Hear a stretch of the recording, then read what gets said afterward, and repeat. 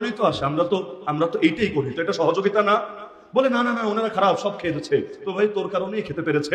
ও যদি জাহান্নামে যায় তুইও যাবি, সমস্যা নাই। কারণ দুনিয়াতে যেমন সহযোগিতা করেছিস ওইখানেও তো টুকটাক সহযোগিতা লাগবে। জাহান্নামে গেলেও খেদমত টেদমত লাগবে না? আগুনে পূর্বে একটু আগায় টাকায় দেওয়া, একটু সার্ভিস টার্ভিস দেওয়া, সব জায়গায় তো সহযোগিতা লাগবে। তো দুনিয়াতে যে জালেমের সহযোগী ও জাহান্নামেও এক লগে ভাগে যুগে থাকবে। 10 মিলে করি কাজ হারি জিতে না হিলাজ। তো আসিয়া মুক্তি চাচ্ছে কেন? আল্লাহ আর চাই না ফেরাউনের সঙ্গে থাকতে। ওর ঘরে থাকলে আমি যে ওর বউ হিসাবে টুকটাক খেদমত লাগবে না? লাগে না মনে হয়? হুজুর বউরা আবার স্বামীদের খেদমত করে নাকি? অবাক হচ্ছেন নাকি আপনি? এই এলাকার মানুষ অবাক হওয়ার কথা না, ওইটা ঢাকা শহরে হলে চলে না। অনেকের চেহারা দেখে আমি খুব অবাক হয়ে গেলাম। কি বলে হুজুর, বউ আবার স্বামীর খেদমত করে নাকি? কি আপনাদের কাছে এটা নতুন ব্যাপার নাকি? নাকি বলবেন হুজুর আমরাই খেদমত কইরা কুল পাই না, আবার উল্টা খেদমতের ওয়াজ করেন কিভাবে? ঘরে থাকলে টুকটাক খেদমত লাগবে নাকি রাখবে না? তাসিয়া বলছে আল্লাহ আমি চাই না জালেমের কোন খেদমত করতে, আমার নিয়ে নেন আপনার কাছে, ঘর বানায় দেন একটা আপনার কাছে। কি বুঝলাম আসিয়া তো দামি হয়েছে কিভাবে?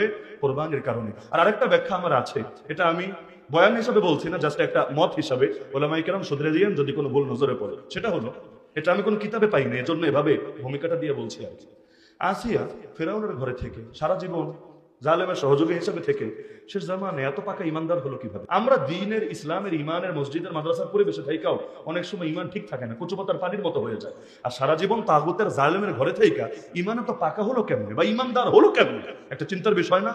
আমার কাছে মনে হয়, আমি আগেই বলেছি এটা আমি কোনো বইয়ে পাই নাই, এবং আমারটা যদি কোনো ভুল থাকে পর্যাপ্ত আলেম ওলামা আছেন, মাদ্রাসার মাহফিলগুলোতে এক সুবিধা, সেখানে পর্যাপ্ত আলেম ওলামা থাকেন এবং তারা যথেষ্ট এখানে কোনো ভুল হলে শুধরে দেওয়ার জন্য। আমার কাছে মনে হয় আসিয়াকে আল্লাহ কবুল করেছেন খেদমতের বরকতে। বাংলা একটা কথা বলে না, খেদমতে কি মেলে?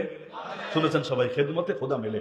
আসিয়া কিন্তু আল্লাহ নবী মুসা আলাইহিস সালামের অনেক খেদমত করেছে ওই বাচ্চাকাল থেকে। মেরেই তো ফেলতো ফেরাউনের হাত থেকে তাকে উদ্ধার করার চেষ্টাটাও তো আসিয়াই করেছে। মাইরুনা লা তাকতুলু, মেরো না, আসা আইয়ান ফান, আশা করা যায় আমাদের উপকারে আসবে। ঠিকই এসেছে। ফেরাউনের কাছে না আসলেও আল্লাহ কিন্তু খেদমতের বদৌলতে তার ঠিকই ঈমান দিয়ে দিয়েছে। তাহলে কোন সময় খেদমত করেছে? তখনও কিন্তু আনুষ্ঠানিকভাবে তিনি নবী হন নাই। 40 বছরে তো নবুয়ত পেয়েছেন আনুষ্ঠানিকভাবে। শুআয়ব আলাইহিস সালামের মেয়েরও বিয়ে করার অনেক পরে, যখন ফিরে আসছিলেন 10 বছর সেই মাদিয়ানে থাকার পরে। কত পরের কেচ্ছা, ওই সময় খেদমত করে নাই। খেদমত করেছে কবে? বাচ্চাকালে। ওই সময় কি সে জানে আগামীতে নবী হবে?